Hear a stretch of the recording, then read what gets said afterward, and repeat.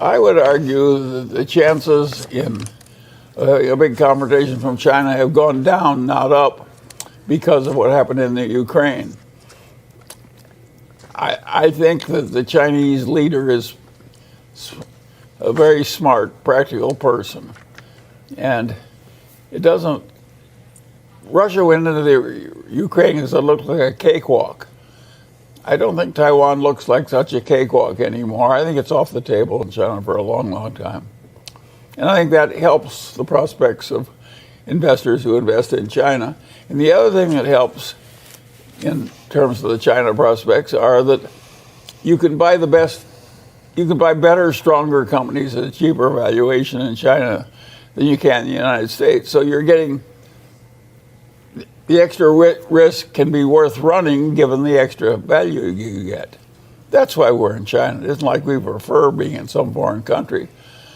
Of course, I'd rather be in Los Angeles right next to my house. It'd be more convenient. But I can't find that many investments, right next to my house. I have more optimism about the leader of the Chinese party than most people do. He's done a lot right, too. And he led a big anti-corruption drive. He's done a lot of things right. So, and I don't know where this man lives. Where is there a place where the government is perfect in the world of sin and sorrow? The democracies aren't that brilliantly run either. So it's natural to have some decisions made by government that don't work well. It's natural to have decisions in each individual life that don't work very well.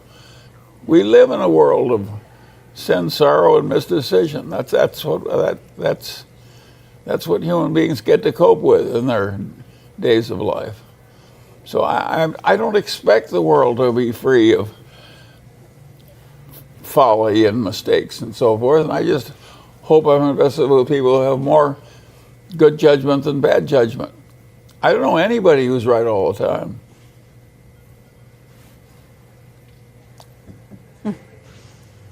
And Keat from Cupertino, California writes in, and this is in the same vein, but a little more focused. How should we think about the political climate around Taiwan and the long-term impact on the semiconductor industry? Specifically, do you see the CHIPS and Science Act favorably?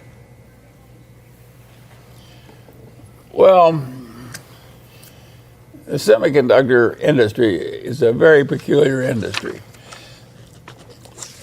In the semiconductor industry, you have to take all the money you've made, and with each new generation of chips, you throw in all the money you previously made.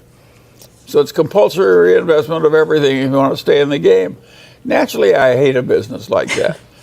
At Berkshire, we like a whole lot of surplus money to come in that we can do something else with. And of course, now, if you're enough ahead of it, like Taiwan Semiconductor is, that may be a good buy at these prices. It's not at all clear to me that they're not going to succeed mightily. But it's a difficult. It's a business with enormous promise for the big winner, but it's a difficult business in requiring everybody to keep increasing the bets on and on with all the money, and so it's not perfect, that semiconductor business. But remember when Intel owned the world? Intel was once the Taiwan semiconductor business of the world. Yeah. They invented the damn business, and they dominated it for decades. And Intel, it's not clear to me that Intel's going to have a very decent semiconductor business, getting as far behind as they are now. My answer is it's not so damn foolproof as it looked. Even with the incentives to build plants here in the United States, like Intel is doing in Ohio? Well, of course, that will really help. But they're borrowing the money. There's no indication the government is going to forgive the loans or something. It's not like the recent loans to business where they said, we'll loan you the money, and then it was a way ahead, go keep the money. The government is not planning to do that with these new semiconductor loans. And so look, it's not a field where I feel I have a lot of expertise. What the hell do I know about semiconductors? Do you worry about any conditions that the government would put on companies that end up using any of that money with semiconductors or anything else? Well, of course, all of that, it's deeply intertwined with government policies of both China and the United States. So I would rather have something that's more foolproof myself. But I do think Taiwan Semiconductor is the strongest semiconductor company on earth. So I am a big admirer of what they've achieved. It's just incredible what they've achieved.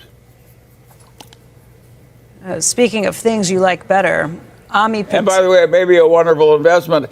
The fact that I don't like it because I'm an old man and I don't like learning new tricks, that doesn't mean it isn't right for some younger person that understands it better than I do.